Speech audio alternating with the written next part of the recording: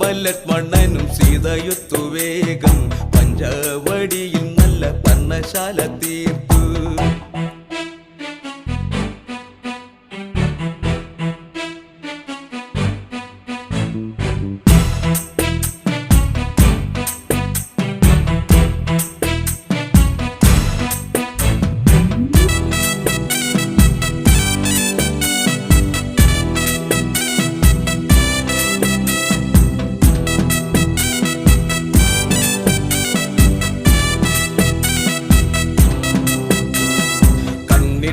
ചിമ്മി ചിമ്മി സീത നോക്കി മെല്ലെ